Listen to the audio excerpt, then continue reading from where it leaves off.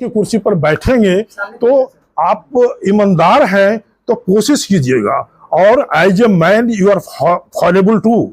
आदमी है तो आप में कमियां रहेगी, कमियां नहीं है तो इसका मतलब आप ईश्वर हो गए। तो मोदी जी में कमी कुछ रहेगी, लेकिन डिस्पाइट हिज बेस्ट एफर्ट कुछ गड़बड़ी रह जाएगी।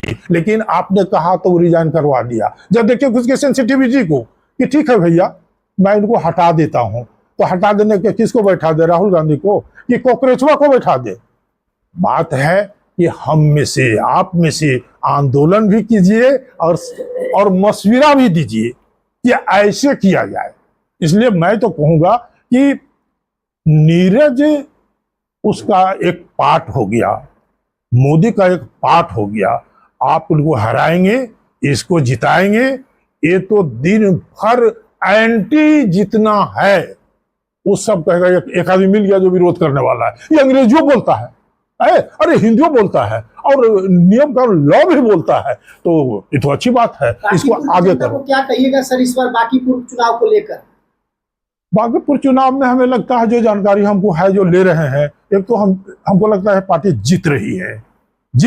कौन पार्टी जीत रही है sir? BJP, NDA, Neeraj Kumar Sinha ji. हाँ जी। प्रशांत किशोर भी तो कह रहे हैं कि हम भी इस बार परिवर्तन लाएंगे, महागठबंधन भी करिए, रेखा गुप्ता भी, इस बार महिलाओं की जीत होगी बांकीपुर से, क्या कहिए? खैर वो गुप्ता जी या प्रशांत जी, ये तो प्रकट गुप्त सब एजेंट है। ये तो उसमें भी बोले थे कि हम ये 25 सीट से ज्यादा लाएगा, यदि आया तो रिजाइन कर दूंगा। मैं तो सब गरीबों के लिए कर रहा हूं, लेकिन वो जो टिकट बांट रहे थे, आप लोग को मालूम है या नहीं, हमको वो 20-25 आदमी के द्वारा बुलाकर ले गए थे। इसलिए उनका मतलब कोर कमेटी को मैंने देखा है, किसी का कुछ चलती नहीं है।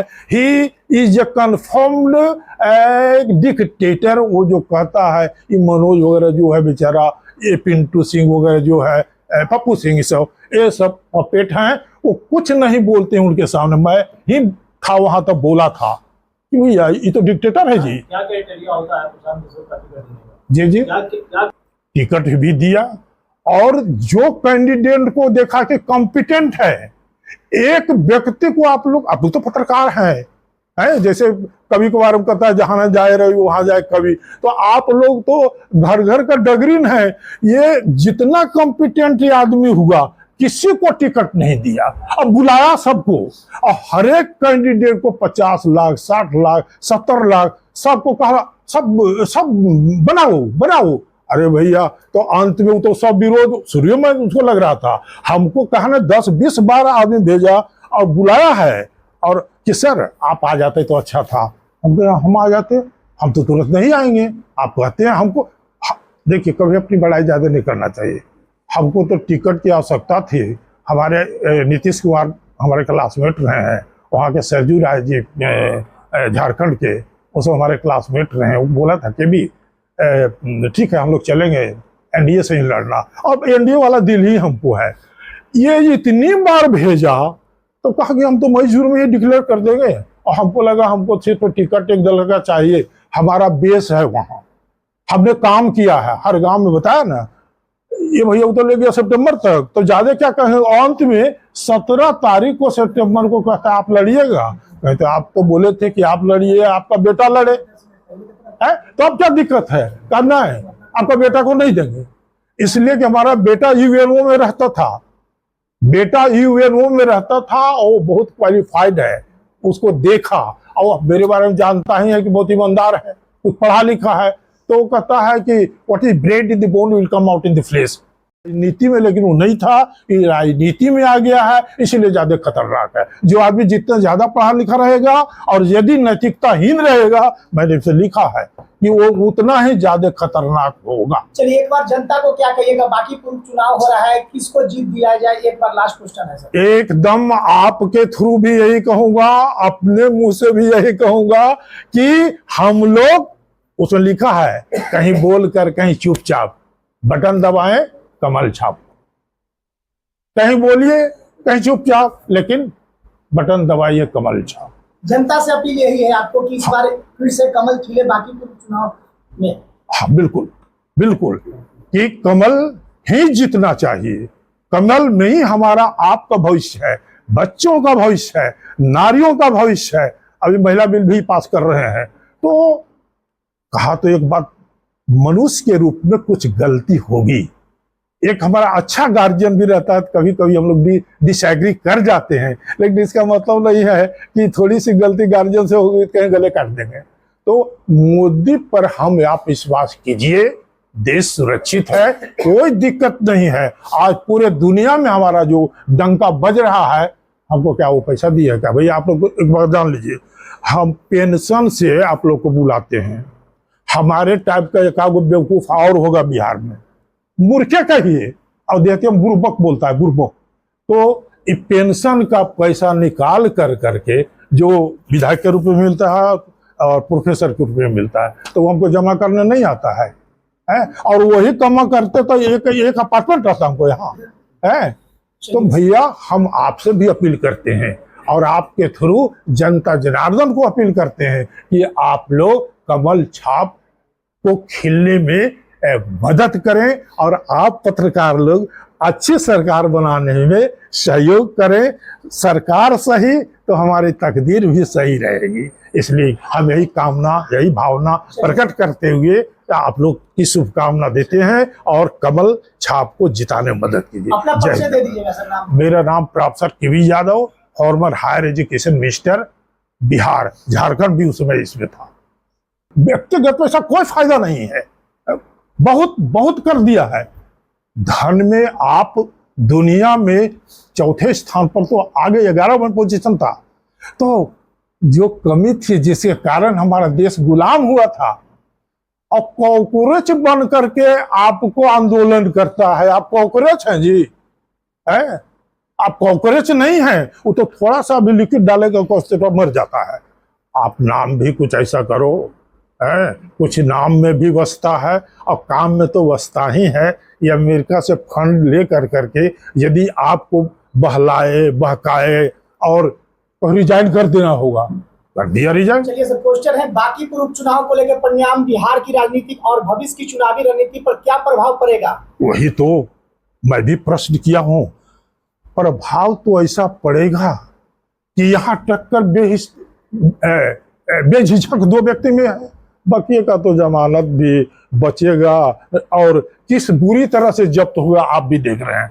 तो टक्कर तो है, और टक्कर देने आया है प्रशांत किशोर, और टक्कर देने आया वो व्यक्ति जो बहुत पढ़ा लिखा है। मैं भी बोलता हूं, मैंने निकट से इसको देखा है, बहुत पढ़ा लिखा है। लेकिन पढ़ा लिखा तो रावण भी बहुत था, महापंडित था, शकुनी भी माहिर था, है? और फिर बोलता हूं ना कि ये कटारी यदि सोने की हो तो क्या सीने में भोंक लेंगे? सीने में भोंक तो नहीं लेंगे।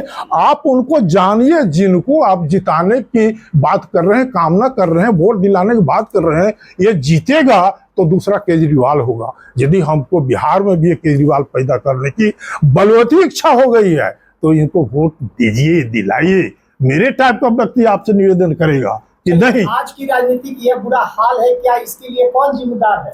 इसके जिम्मेदार जनता। हाँ। इसके एक मिनट रुक जाइएगा।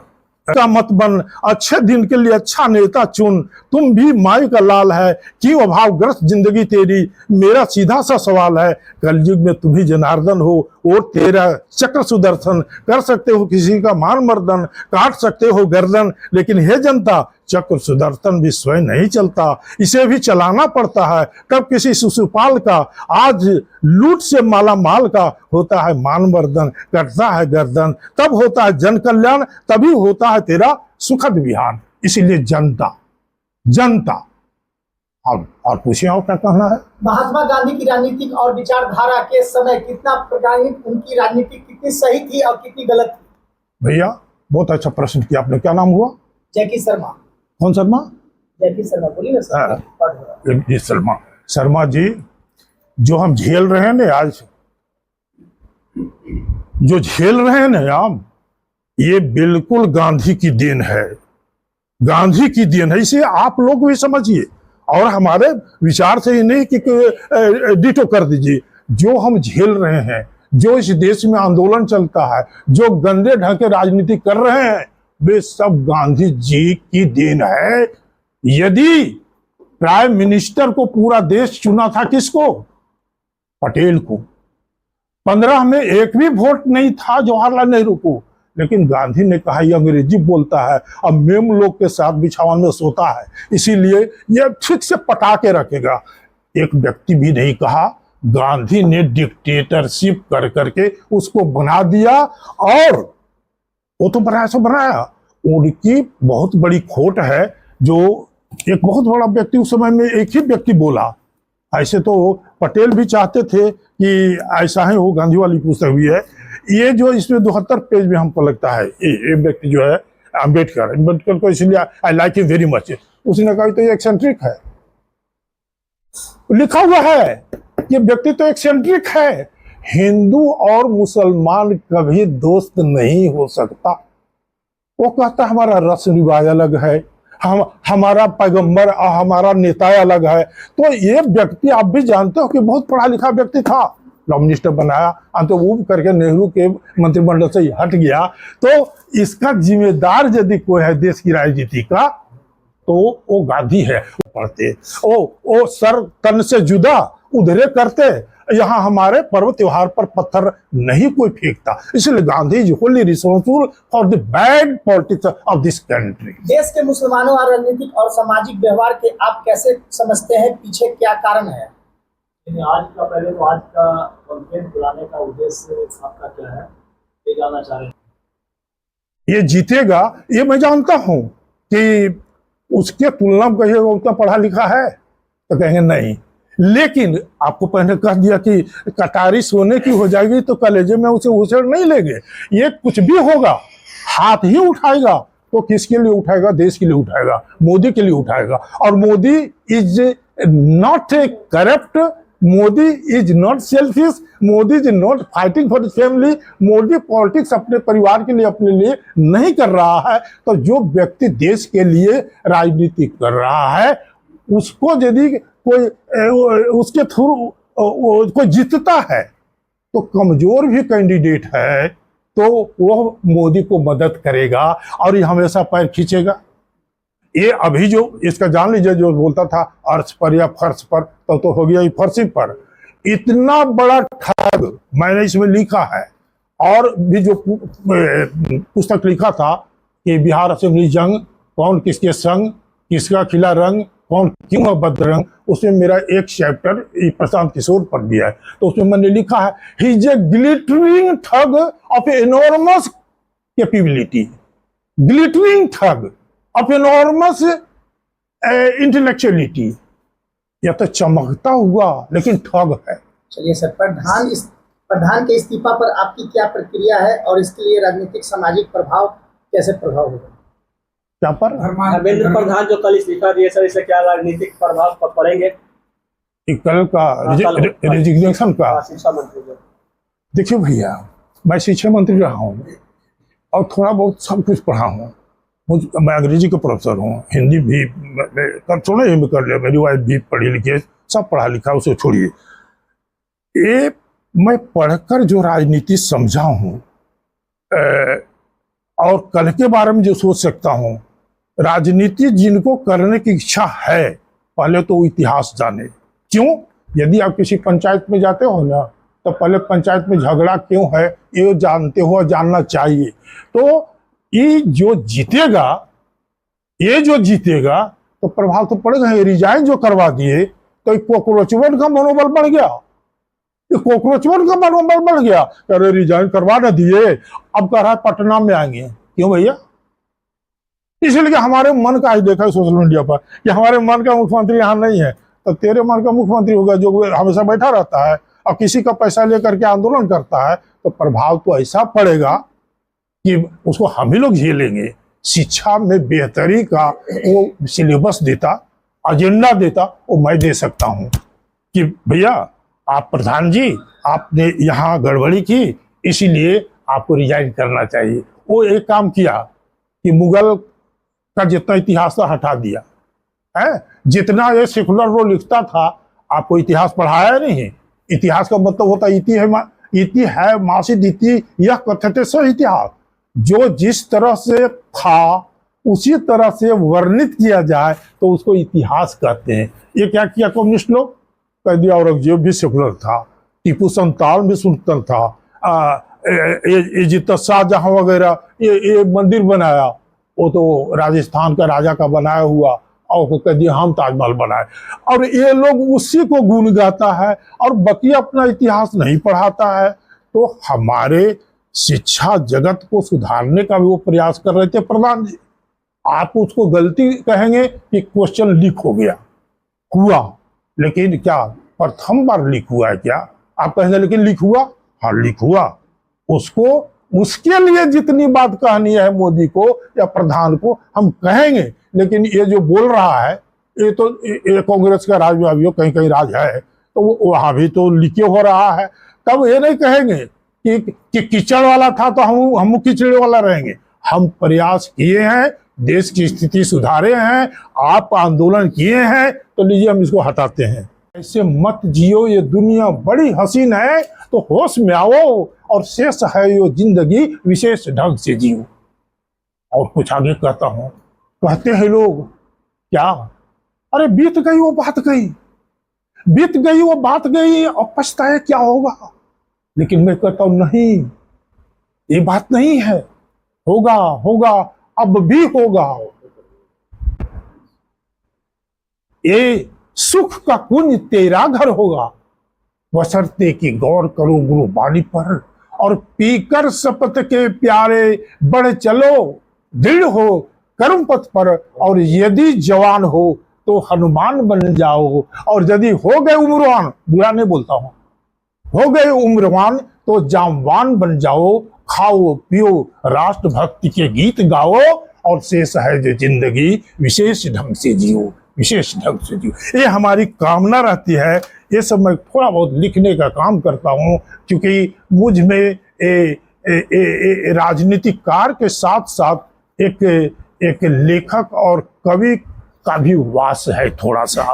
तो पहले मैंने आपको स्वागत करने के लिए, आपके जिंदगी में शुभ ही शुभ घटित हो, इसके लिए युवक मैंने अपनी बात कही। अब बात है कि हम आपको बुलाए हैं बहुत थोड़े में, तब न कुछ आपको भी मजा आएगा कि ये व्यक्ति, अरे ऐसा ऐसा तो बहुत घर आप गए हैं, मेरा तो ये अपार्टमेंट है, वो भी मंत्री होने के बाद किसी तरह से खरीद लिया, बिटिया कोई सहयोग की तो खरीद लिया। तो ज़्यादा कथा नहीं कहेंगे, क्योंकि इतना बोलता है लोग कि वही तो एक राजनीतिकार है जिसका ऐसा कोई गांव नहीं जहां प्रोफेसर केवी का काम नहीं, बिना कमीशन किया जो काम उस नेता का केवी नाम। लेकिन खैर, सक्रिय राजनीति में नहीं हूं, सक्रिय ही हूं, लेकिन कुर्सी में नहीं हूं आपके द्वारा हमारी भी कुर्सी अच्छी ही है। लेकिन भैया मैं आप लोग को कष्ट इसीलिए दिया, और यह बोलने में मुझको कोई हिचक नहीं है कि मैं जो भी करता हूँ, ये कपड़ा जितना सफ़ेद है, हमारा दिल भी लगता है नहीं, मैं उसको विश्वास है कि एकदम सफ़ेद है। कबीर दास ने भैया कही है कि झीनी झीनी बिनी चदरिया हो, झीनी झीनी बिनी चदरिया, सोई चादर सुर नर्म ओढ़े, ओढ़ के मैली किनी चदरिया, सो दास कबीरा यतन से ओढ़े, ज्यों की त्यों धर दिनी चदरिया, ज्यों की त्यों धर दिनी चदरिया। तो मैं ज्यों की त्यों चादर अभी रखी नहीं है, मैं अभी ओढ़े हुए हूँ, और आपको विश्वास दिलाता हूँ, आपके से तो सब युवक है, कि जब तक फिजिकली, मेंटली और फाइनेंशियली भी मैं फिट हूँ, इसका हिस्सा हमेशा राजनीति के लिए समर्पित है, इस देश के लिए समर्पित है। आप युवक हैं, आपकी जिंदगी में उजाला ही उजाला रहे, इसके लिए समर्पित है। आप लोग को अभी इसलिए बुलाया कि बांकीपुर में चुनाव चल रहा है। बोलिएगा सर, बांकीपुर में उपचुनाव हो रहा है, क्या कहना चाहते हैं सर? हाँ, यही तो प्रश्न है। बांकीपुर में उपचुनाव चल रहा है, तो मैंने जो उसमें दिया है अपने में, कहा है कि किसकी जीत किसकी हार। बांकीपुर में जो उपचुनाव है, किसकी जीत किसकी हार, क्यों जीत क्यों हार। जी, ये this is the core point. और आप सब खुद भी बहुत समझते हैं, ये नहीं है कि कोई जीत जाएगा आप वोट दे दिए कोई जीत जाए, नहीं, वैसा मत करें, हम भी नहीं करते हैं। कोई निर्भय हमें क्या हानि, अरे हमें ही हानि। तो मैं तो घर में सुख से हूँ, खा पी रहा हूँ, बाल बच्चों के साथ हूँ। आप लोग युवकों के प्यार से और बुजुर्गों के सम्मान से, आशीर्वाद से मैं ठीक हूँ। लेकिन क्या इसी तरह घर में बैठे रहने से सब कुछ ठीक रहेगा क्या? हमारे प्रश्न आता है दिमाग में भाई कि ये देश 1000 साल तक गुलाम हो गया, भैया 1000 साल तक गुलाम रहा। क्या धन की कमी हो गई थी? क्या जन की कमी थी? क्या शक्ति की कमी थी? विद्या की कमी थी? नालंदा विश्वविद्यालय आप देख ही रहे हैं, 1192 के बाद वो जला। मोहम्मद गोरी जब जीत लिया तब पटना में भी शिक्षा का बहुत बड़ा केंद्र हुआ करता था, उदयपुरी में था, भागलपुर का विक्रमशिला में था, दक्षिण में बहुत सारे मंदिरों में विश्वविद्यालय वगैरह शिक्षा केंद्र रहा करते थे। तो सब कुछ तो था भैया। एक बात है, आज के लिए एक गुरु से कुछ प्रश्न आपको जो मन हो वो कीजिए। घर का करना है घर का कीजिए, बाहर का करना है बाहर का कीजिए। मेरा मन कौंधता रहता है कि आखिर सब कुछ तो था, तो गुलाम आप क्यों हो गए? प्रश्न है ना, कहा ना कि धन की कमी थी तो हम तो सोने की चिड़िया थे, हैं? क्या विद्या की कमी थी तो हम तो विश्व गुरु कहलाते थे, हैं? तो क्या बल की कमी थी? अरे तो आपके यहाँ तो आल्हा उदल कल तक हुआ है। और उसका बाप जो 2 भैंसा लड़ रहा था उसको छुड़ाने की बात हुई तो ऐसे दोनों को पकड़ा सिंह को और हटा दिया है। तो वीर लोरिक, स्वयरू, ये सब पृथ्वीराज के जो सेनापति लोग थे, उनका गोविंद कान वगैरह, अरे एक पर एक वीर थे। तो शक्ति भी थी, धन भी था, विद्या भी। हम गुलाम भैया क्यों हो गए? 1000 साल तक गुलाम रहे। तो मैं ही इस प्रश्न का जवाब देता हूं कि राष्ट्रभक्ति की कमी हो गई थी, राष्ट्रभक्ति की कमी हो गई। इसलिए कोई लुबेड़े, कोई लुटेरे, कोई लफुआ ढंग के उधर से रेगिस्तान से भूखे लोग आए और हमको गुलाम करना लिया। तो अब भी जो स्थिति